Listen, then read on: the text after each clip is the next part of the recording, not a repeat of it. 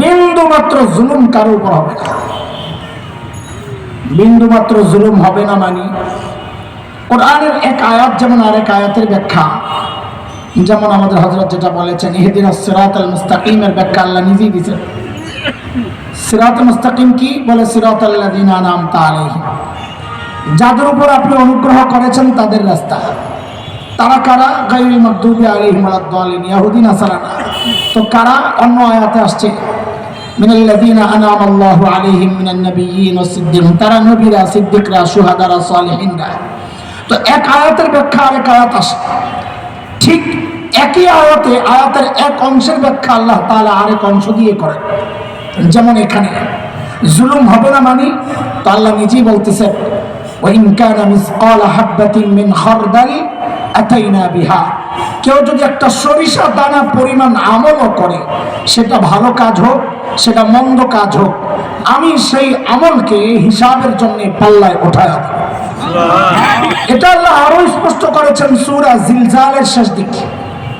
আম্মা পারা আল্লাহ বলেন فمن يعمل مثقال ذرة خيرا يره ومن يعمل مثقال ذرة شرا يره।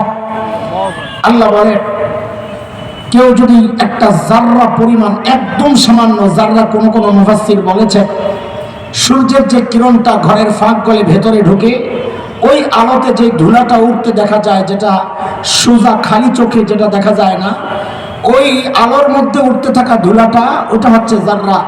এই পরিমাণ নেক আমল যদি কেউ করে সে তাও দেখবে, এই পরিমাণ গুনাহ যদি কেউ করে সে তাও দেখবে।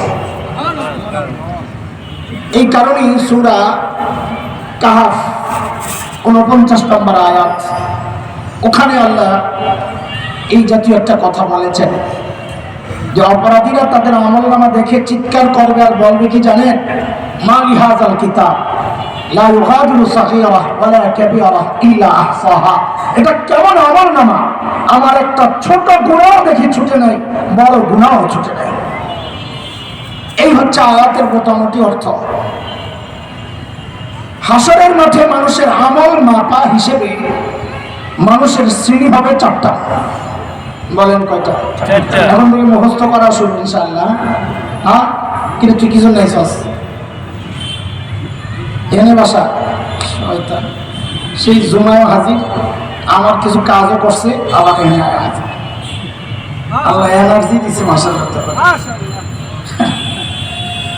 হাসরের মাঠে মানুষের শ্রেণী হবে কয়টা? বলেন বলেন, মুখস্থ করতে হবে তো কথা। কয়টা? ওয়াজবাদ। আমি ওয়াজ পারি না, আমি পড়া মুখস্থ করাই, পড়াই, মাদ্রাসায় পড়াই, ওই হুজুরদের মতোই আমার আসল জিন্দেগি। যেভাবে পড়াই বয়ানোর চেষ্টা করি ওইভাবেই করতে, একটু একটু করে বুঝায় বুঝায় আগাইতে থাকি। হাসর মাঠে মানুষের শ্রেণী হবে কয়টা? এই 4 শ্রেণী আপনারাও বের করতে পারবেন, সূত্রটা আমি যদি শিখাই। আচ্ছা বলেন তো, দাড়ি পাল্লার পাল্লা থাকে কয়টা? হ্যাঁ,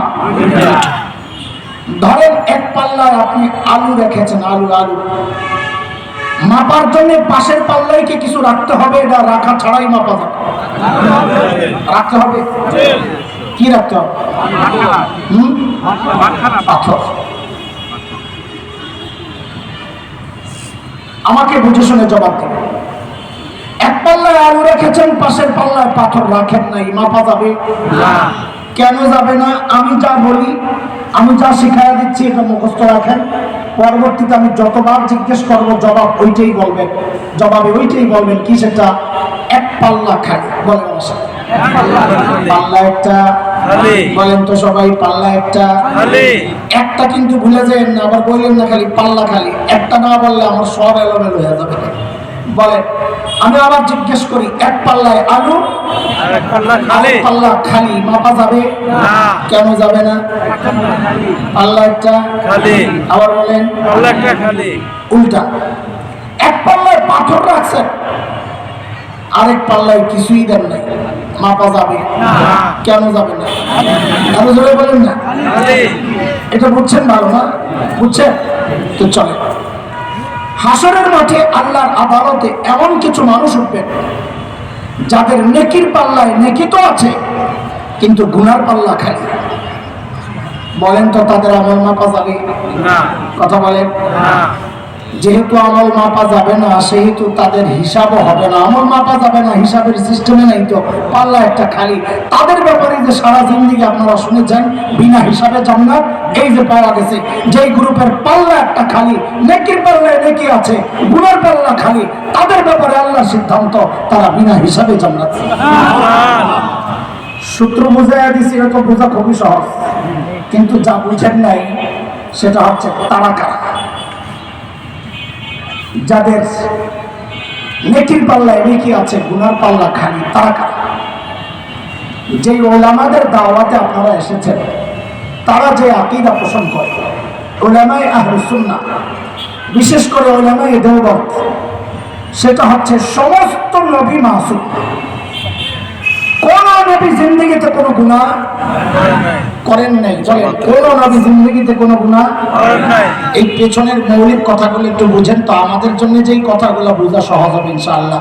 বলেন, সমস্ত নবী কি মাসুম?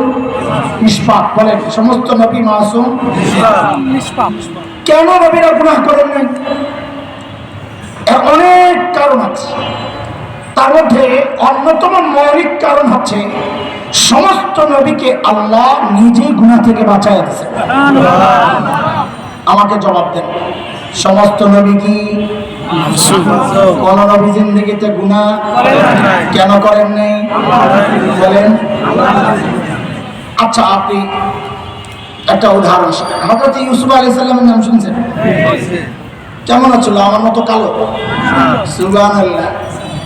আমাদের নবী আলাইহিস সালাম ছাড়া দুনিয়ায় এর চেয়ে কোনো সুন্দর মানুষ আল্লাহ বানান নাই, বানাবেন না।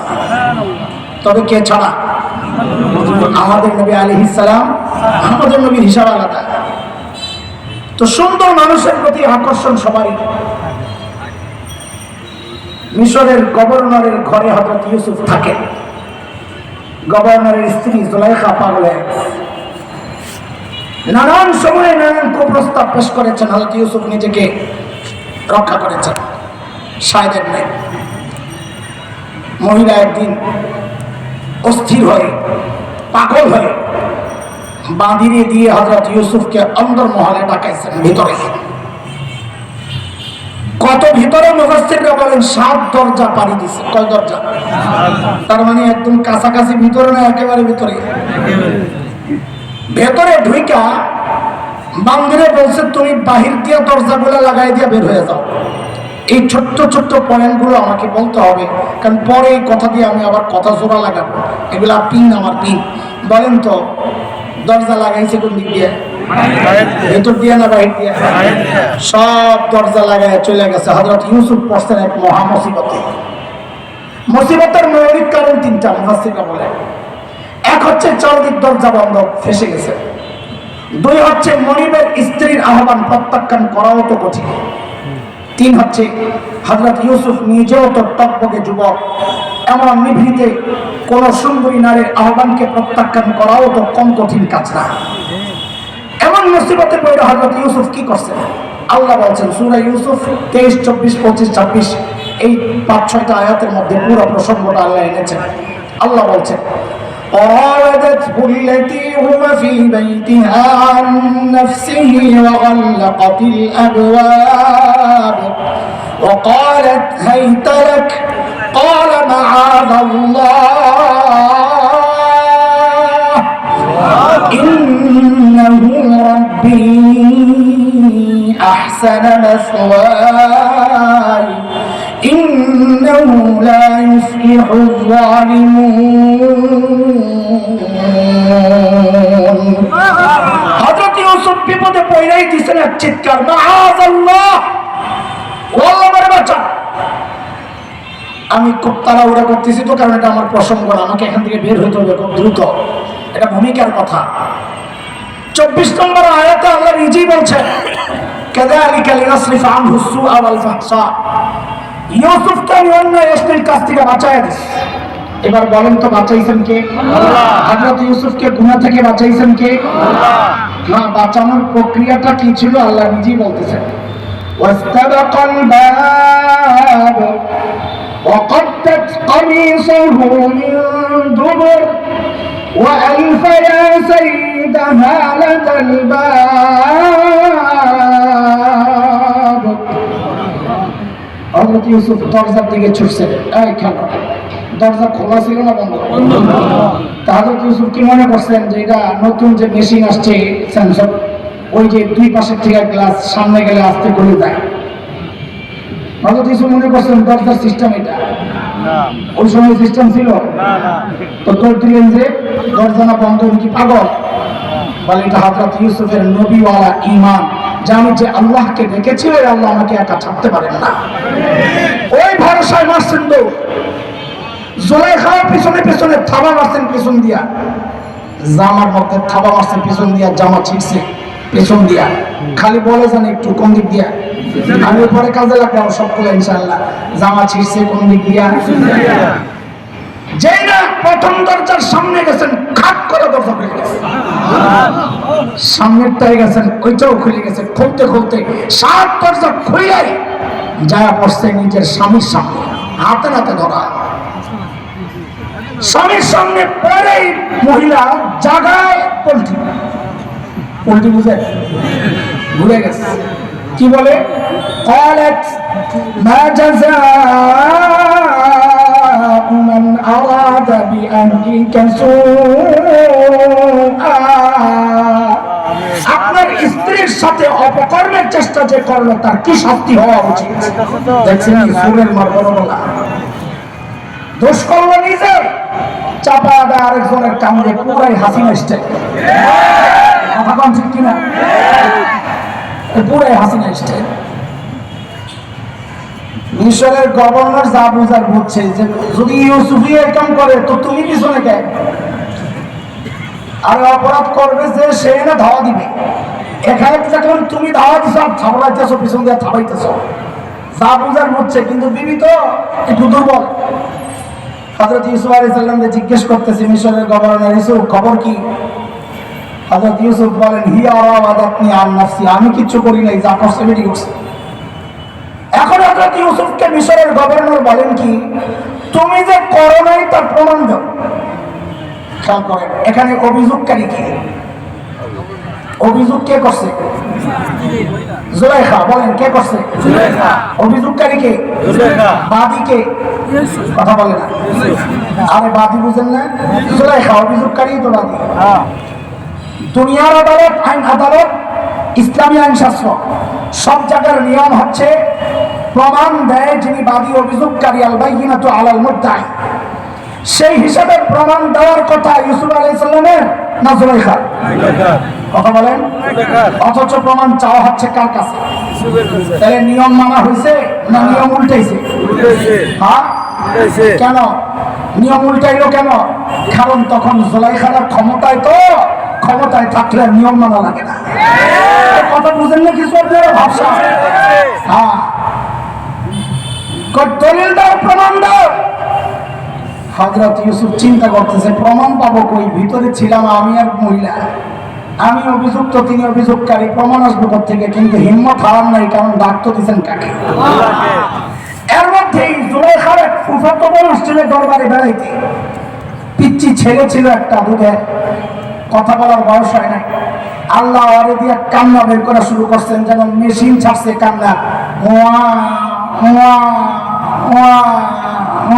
কান্না থামে না। হয়তো ইউসুফের দিলে লাগছে, এটা কিনে দিচ্ছি, কান্না থামে না কেন? কিছু একটা রহস্য আছে, না জানি আল্লাহ ওই পিচ্চির মধ্যে আমার মুক্তির ব্যবস্থা রাখছে। ওই প্রমাণ দিবে পিচ্চি কে? কে? জুলাইখা তো মনে মনে বলে, চান্দু খাইছ তোরা। অস্বীকার করতাম, তোমারও প্রমাণ নাই, আমারও প্রমাণ নাই। জিনিসটা একটা সংশয়ের মধ্যে চলে যেত।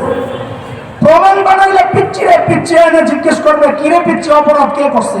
পিচ্চি বলবে, খাইবা নাই। কিন্তু বিষয় একটা চিন্তা, আমি যদি আপনাদেরকে বলি, এই তুমি এই কাজ করো নাই যে প্রমাণ দাও, আপনি যদি বলেন প্রমাণ দিব এই বাসটা, কে দাদি কি বলবেন আমার সাথে বিত্রামি করেছ বেটা ইত্রামি করো এই বাস কথা বলতে পারবে না প্রমাণ দিবে থাপ দেয় দাঁত খোলা ফেলা এখানেও তো তাই বলার কথা ছিল তাই বেটা এই পিচ্ছি কি প্রমাণ দিবে ফাজলামি করো কিন্তু মিশরের গভর্নর জানেন হযরত ইউসুফ জানতেন কোনো মানুষ না তিনি এক অসাধারণ ব্যক্তিত্ব তিনি যা বলেছেন নিশ্চয়ই এর মধ্যে কোনো রহস্য আছে বলে পিচ্ছিটারে নিয়ে আসো যেই পিচ্ছি আনছে পিচ্ছির কান্না এখন থামছে কুদরতের ফয়সালা পিচ্ছিরে মিশরের গভর্নর জিজ্ঞেস করে এই অপরাধ কে করছে চিন্তা করেন এখন পিচ্ছি যদি খালি বলতো জুলাইখা নিরপরাধ অপরাধ করছে তো দরবারিরা কি বলতো মোল্লা তো শয়তানি জাদু দিয়ে বের করছে কথা মোল্লারা কত কিছু জানে স্বপ্ন চত্বরে রং মেটটাও শুয়ে থাকতে পারে ঠিক না আপনাদের তো চিন্তা এটাই মোল্লারা কত কিছু জানে সুবহানাল্লাহ আল্লাহ তাআলা পিচ্চির জবান দিয়ে কথা বের তো করছে প্রমাণ সহ বের করছেন লড়াচড়ার কোনো সুযোগ নাই পিচ্চি কি বলে إن كان قميصه قد من قبل فصدقت وهو من الكاذبين وإن كان قميصه قد من دبر فكذبت وهو من الصادقين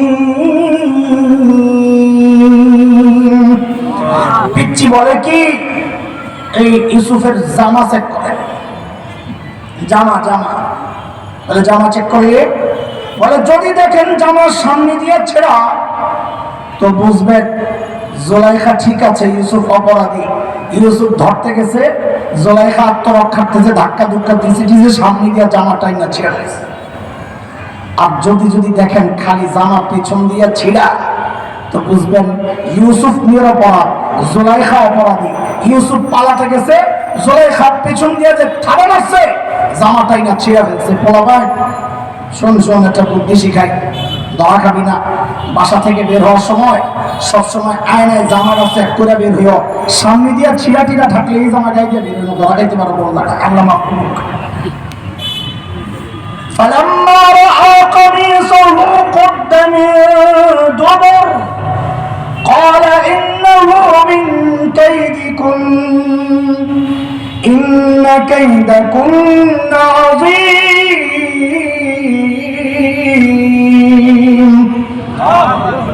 যেই দেখছে জামার পেছন দিয়ে ছিঁড়া তো খাইছে কেস্টো ফিটিং জুলাইখা তবে চক্রান্ত বড় মারাত্মক মহিলাদের এরা আমার কথা না মিশরের গভর্নরের কথা না তোদের মহিলাদের চক্রান্ত বড় মারাত্মক ইউসুফ আরিদান হাদা কাউরে কিচ্ছু বইল না মান ইজ্জতের ব্যাপার তো জুলাইখা ওয়াস্তাগফিরি লিযানবিক ইন্নাকি কুনতি মিনাল খাতিঈন অপরাধ করছো আবার বড় গলায় কথা কাউকে অপরাধ করছো চুপচাপ থাকো ইস্তিগফার করো মাফ চাও এটাই হচ্ছে নিয়ম অপরাধ করে বড় গলায় কথা বলতে হয় না নেতা কর্মীদেরকে উস্কানি দিতে হয় না অপরাধ কইরা মুখটাকে বন্ধ রাখতে হয় ক্ষমা চাইতে হয় খুন কইরা আবার চিল্লাচিল্লি করবা আবার উস্কানি দিবা তো প্রয়োজন করবে কি তোমার কাম তুমি করছো প্রয়োজন 32 নাম্বার রে জমিনের সাথে মিটাইয়া প্রলোভনের কাম করছো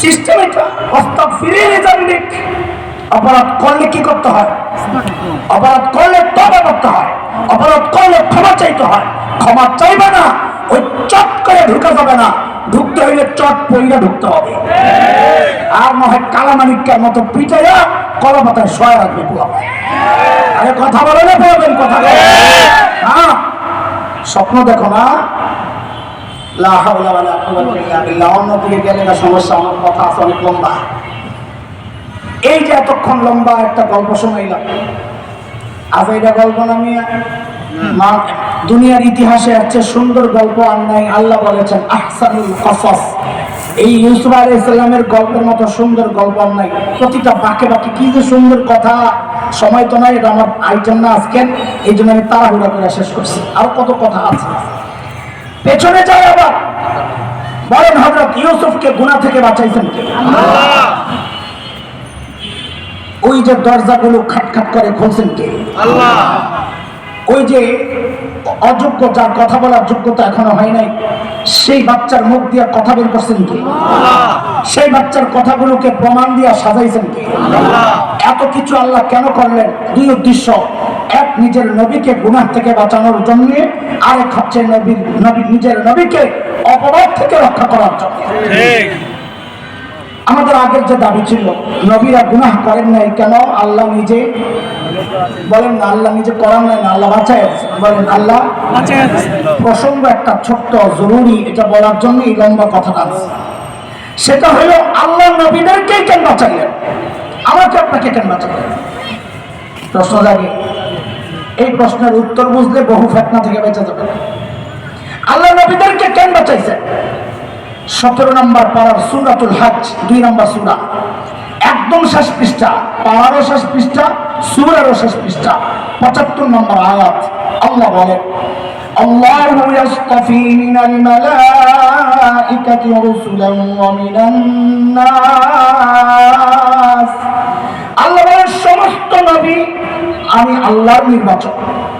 নবীদেরকে কে নির্বাচন করেছে? না ভোটের মাধ্যমে, কোন রাজা বাদশার নির্বাচন, কোন নেতার নির্বাচন, বরং সমস্ত নবী কার নির্বাচন? এখন কোন নবী যদি কোন গুনাহ করে তাইলে আল্লাহর নির্বাচনটাই প্রশ্নবিদ্ধ হয়ে যায় যে আপনি কাকে আমাদেরকে গুনাহ থেকে বাঁচাইতে নির্বাচন করলেন? তিনি নিজেই তো গুনাহ করেন। এই জন্যই উলামায়ে উম্মত এই বিষয়ে ইস্যুতে এতটা কঠোর। আপনারা তো কঠোরতার কারণ খুঁজে পান না, খালি মনে করেন তাবলীগরা আমরা 2 ভাগ করে দিছি। আরে না, বিষয় এটা না। কেউ যদি উলামায়ে উম্মতের বক্তব্য এই নবী যারা আল্লাহর নির্বাচন, কেউ যদি তাদেরকে নিয়ে কটূক্তি করে অথবা এই নিয়ে বিনিয়ে ঘুরিয়ে পেঁচিয়ে বলতে চায় নবীরা দায়িত্ব অবহেলা করেছেন, তুমি কি বলতে চাও? আল্লাহ একজন অবহেলাকারীকে দায়িত্ব দিয়েছেন, এই অভিযুক্ত নবীর বিরুদ্ধে না, এই অভিযুক্ত শাওনের বিরুদ্ধে করতে। এই সমস্ত বক্তব্য যারা দিবে ওলামাদের মত, তারা আওয়াজ চাই হোক, কপাল ঢাকা পাগড়ি যত সুন্দর হোক, দাড়ি যত লম্বা হোক, বংশ যত উঁচা হোক, তার ভক্তমূল যত লক্ষ কোটি থাকুক, যারা নবীদেরকে নিয়ে কথা বলবে তার আওয়াজ চাই হোক ওলামাদের কাছে। সে ভণ্ড, প্রতারক, সে গুমরাহ, সে পথভ্রষ্ট ছাড়া কিচ্ছু না। বিষয় এইটা না, এই জন্য কথা গাইল না। বলেন কয় শ্রেণী গেল? ভুলে গেছেন? হাসরের মাঠের শ্রেণী হবে কয়টা? 1 নম্বর শ্রেণী পাইলাম যাদের নেকির পাল্লায় নেকি আছে, গুনার পাল্লা খালি।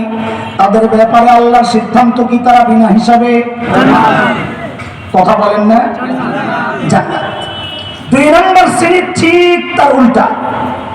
আমাদেরকে একটু সহযোগিতা করলে আমি তাড়াতাড়ি আমার মূল পয়েন্টে যেতে পারবো। এটা আমার আজকের আলোচনার মূল বিষয় না, আমি আগেই বলতেছি। আমি শুধু ওখানে যাওয়ার জন্য তাড়াহুড়া করতেছি। আমার খুব কষ্ট হচ্ছে। আমি আজকে 3-4 দিন ধরে নিজের পারিবারিক এক কারণে বলছি না, অনেক বেশি পরিশ্রান্ত, একেবারে আসার মতো অবস্থায় ছিলাম না। ঘর থেকে সবাই আটকে রাখছে, এই যে এইরকম অবস্থায় কেউ যায়। কিন্তু প্রোগ্রামটা হচ্ছে ওলামাদের দাওয়াত। ওলামার আপনাদের কাছে ছোট হয়ে যাবেন যে দাওয়াত কারে কারে দিল, আসে না। এই জন্যে কষ্ট করে আসা, ওলামাদের ইজ্জত রক্ষা করার জন্য। না হয় মানসিকভাবে, শারীরিকভাবে আমি সব দিক থেকে আজকে বিপর্যস্ত। কথা বলতে আমার কষ্ট হলেও কি করবেন, বসায় দিছে, আরেকজন আসা পর্যন্ত বসে থাকেন চুপচাপ। বসতে পারি, আস্তে আস্তে শাক দিয়ে খেতে থাকেন। বসতে এখনো শক্ত রয়েছে, বুঝছেন না? চুলা আছে, বাকি চুলা আছে, অসুবিধা নেই, আসতেছে ইনশাআল্লাহ। 2 নম্বর শ্রেণী হচ্ছে ঠিক তার উল্টা।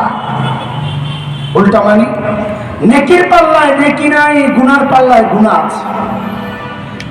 নেকির পাল্লা খালি, গুনার পাল্লায় গুনাহ আছে। আপনারাই বলেন এই ব্যক্তির আমল মাপা যাবে না? বলেন মাপা যাবে? কেন যাবে? পাল্লা একটা, মাশাআল্লাহ। আল্লাহ বলেছেন ফালা নুকিমু লাহুম ইয়াওমাল কিয়ামাতি ওয়াজনা। যাদের নেকির পাল্লায় নেকি আছে, গুনার পাল্লায় গুনাহ নাই, আমি তাদের আমল মাপবো না।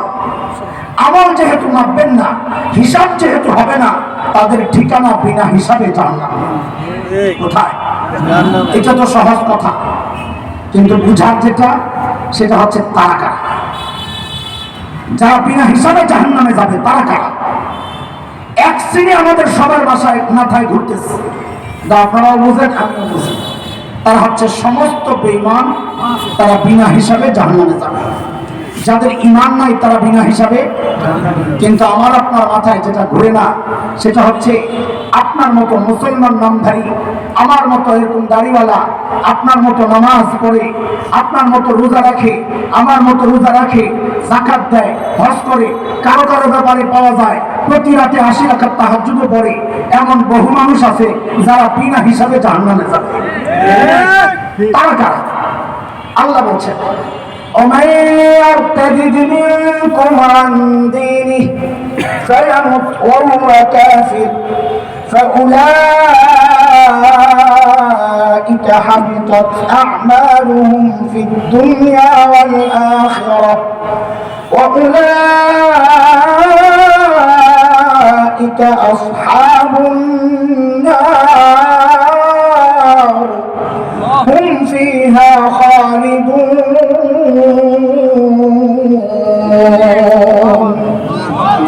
আমি আয়াতের পুরো তর্জমা করব না, যতটুকু দরকার অতটুকু বলছি। আল্লাহ বলেন যারা দিন থেকে বের হয়ে গেছে, মুরতাদ হয়ে গেছে, তাদের সমস্ত আমল বাতিল। নেকির পাল্লায় যদি আমল না থাকে, পাল্লা যদি খালি থাকে, আপনারা বলেন তার হিসাব কি বিনা হিসাবে? মুরতাদ কারা? খুব সূক্ষ্ম এক বিষয় আসতেছে, স্পর্শকাতর, সূক্ষ্ম না, স্পর্শকাতর এক ব্যাপার আসতেছে, ঈমান আর কুফরের ব্যাপার। একটু এদিক ওদিক হয়ে গেলে আমিও বিপদে পড়বো, বুঝার ক্ষেত্রে আপনারাও একটু এদিক ওদিক হয়ে গেলে আপনারাও বিপদে পড়বেন। এই জন্য এই বিষয়টা মনোযোগ সহ শোনা দরকার। মুরতাদ কাকে বলে? দেখেন, মুরতাদ কাকে বলে, মুরতাদ কখন হয়, এই বিশ্লেষণে ঢুকে গেলে আমি আর বের হতে পারবো না। আমি ছোট্ট করে উদাহরণ দিয়ে আপনাদেরকে একটু বুঝাইয়া দিই। আপনি সারা জিন্দেগি টুপি না পড়লে আল্লাহ আপনাকে জিজ্ঞেস করবে না তুমি টুপি কেন পড়ে নাই, কিন্তু আপনি টুপি নিয়ে কটাক্ষ করবেন, কটূক্তি করবেন, তাচ্ছিল্য করবেন, আপনার ঈমান চলে যাবে। আপনি দাড়ি রাখেন নাই, হারাম কাজে জড়াইছেন, আল্লাহ চাইলে মাফ করে দিবেন, কিন্তু আপনি দাড়ি নিয়ে কটূক্তি করবেন, সাথে সাথে আপনার ঈমান চলে যাবে। আপনি পর্দা করেন না, হারাম কাজে জড়াইছেন, আল্লাহ চাইলে মাফ করে দিবেন, কিন্তু পর্দা নিয়ে তাচ্ছিল্য করবেন, কটূক্তি করবেন, সমালোচনা করবেন, সাথে সাথে ঈমান চলে যাবে। আমি আপনি জিহাদে অংশগ্রহণ করতে পারছি না, আমাদের দুর্বলতা অথবা অক্ষমতা। আমি ফিলিস্তিনের ভাইয়ের পক্ষে দাঁড়াতে পারি নাই, আমি আফগানিস্তানে যেতে পারি নাই, আমি কাশ্মীরে যেতে পারি নাই, আমি আরাকানে যেতে পারি নাই। আমার দুর্বলতা, অক্ষমতা আল্লাহ চাইলে মাফ করে দিবেন। কিন্তু আপনি বিদেশি মিডিয়ার সুরে সুরে, তাল মিলিয়ে, সুর মিলিয়ে জিহাদকে সন্ত্রাস বলবেন, মুজাহিদকে সন্ত্রাসী বলবেন, জঙ্গি বলবেন। কার কাছে জিহাদি বই পাওয়া গেলে আপনি তাকে গ্রেফতার করবেন। অপরাধ কি? তার কাছে জিহাদি বই পাওয়া গেছে, তার মানে আপনি কি বলতে চান? জিহাদ একটা অপরাধ, যার কাছে পাওয়া যাবে সে অপরাধী। খোদার কসম, গত 16 বছর এই নাটক যারা যারা করেছেন, তওবা করে, কারোর কারোর ঈমান নাই, সবগুলো মুরতাদ হয়ে গেছে, সবগুলো বিনা হিসাবে জাহান্নামে যাবে। গত 16 বছর এই নাটক হয়েছে বাংলাদেশে। আমার কলেজ ইউনিভার্সিটি কলেজের টুকরা সন্তানেরা তাদের পরিবেশ, তাদের আশপাশের বিরুদ্ধে লড়াই করে করে টাকনোর উপরে কাপড় উঠাইছে, এটা তার অপরাধ। সেখানে তারা পেশাব করে না, এটা তার অপরাধ। সেখানে অন্য ছেলেদের মতো মেয়েদেরকে নিয়ে ফুর্তি করে না, এটা তার অপরাধ। সে কেন নেশা করে না, এটা তার অপরাধ। সে করে দাড়ি রেখেছে, এটা তার অপরাধ। একদিন হঠাৎ শুনে গেল গোয়েন্দা সংস্থা আসা ওই ছেলেটাকে উঠায় নিয়ে গেছে। অপরাধ কি? সে গোপন করা সংগঠনের সাথে সম্পর্ক রাখে, সে জিহাদি সংগঠনের সাথে সম্পর্ক রাখে। খোদার কসম খায় বলি, জিহাদ এক পবিত্র ইবাদত, কোরআনের বিধান। আমি আপনাদেরকে বলি না এখনো জিহাদের নামাজ, কিন্তু খবরদার মুখ সামলাম, মুখ সামলাম, শরীয়তের কোন বিধান নিয়ে কথা বলতে মুখ সামলাম। কারণ একটু এদিক ওদিক হয়ে গেলে মোরতাদ হইয়া সব আমল বাতিল হইয়া বিনা হিসাবে জাহান্নামে চলে যাবে। আমি কি কথাটা বুঝাইতে পারছি?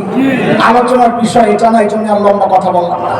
কয় শ্রেণী গেল? তাড়াতাড়ি কয় শ্রেণী গেল? 1 নাম্বার, নেকির পাল্লায় নেকি আছে, গুনার পাল্লা খালি। বলেন আল্লাহর সিদ্ধান্ত তাদের ব্যাপারে বিনা হিসাবে। গুনার পাল্লায় গুনাহ তো আছে, নেকির পাল্লা খালি, আল্লাহর সিদ্ধান্ত তার ব্যাপারে বিনা হিসাবে। আর রইল কয়টা? কয়টা? এই দুইটা তো খুব সহজ। আগের দুইটা ছিল যে কোনো এক পাশ খালি, 2 শ্রেণী হয়ে গেছে। তার মানে পরের দুইটা 2 পাশেই থাকবে। নেকির পাল্লায় নেকিও আছে, গুনার পাল্লায় নেকির পাল্লায় নেকি থাকা মানে হচ্ছে সেই ইমানদার। সে কি কারণ ইমানদার না হলে পাল্লায় নেকি আসতে পারে না। ইমান ছাড়া কোনো নেকির কোনো মূল্য নাই, ভালো কাজের কোনো। তার মানে এই দুই গ্রুপ কারা বলেন? ইমানদার। তার মানে আমরা বলেন আমরা, তার মানে আমরা এই দুই গ্রুপের ব্যাপারে আল্লাহর ফয়সালা কি? আপনি সূরাতুল কারিয়া শেষ পড়েন, সূরা আম্মা পারার শেষ দিকে যে সূরাল কারিয়া, এই শেষ আয়াতগুলোতে আল্লাহ নিজে এই দুই গ্রুপের ফয়সালা দিচ্ছেন। কি সেটা? আল্লাহ বলেন ফাআম্মা মান সাকুলাত মাওয়াজিনুহু ফাহুয়া ফি ঈশাতির রাদিয়াহ وأما من خفت موازينه فأمه هاوية আল্লাহ বলেন যার নেকির পাল্লা ভারী সে জান্নাতি। সুবহানাল্লাহ বাড়িতে বলেন। আর গুনাহ হবে, গুনাহ হলে বলেন সুবহানাল্লাহ। আমি আবার বলি যার নেকির পাল্লা ভারী সে জান্নাতি, যার গুনার পাল্লা ভারী নেকির পাল্লা হালকা আল্লাহ বলেন সে জাহান্নামী। নাউযুবিল্লাহ। এবার ঠিক আছে, নাউযুবিল্লাহ আরো জোরে বলেন নাউযুবিল্লাহ। কয় শ্রেণী পাইলাম? আজকের আলোচনার বিষয় হচ্ছে ওই নেকির পাল্লা ভারী কেমনে করবো, গুনার পাল্লা হালকা বা খালি কেমনে করবো, এটা হচ্ছে আজকে আমাদের আলোচনা। আমাদের আইটেমে দুইটা, হয় এই গ্রুপে আছে না ওই গ্রুপে আছে। কারণ আগের যে দুই গ্রুপ, এই গ্রুপটা মুশকিল আমাদের জন্য।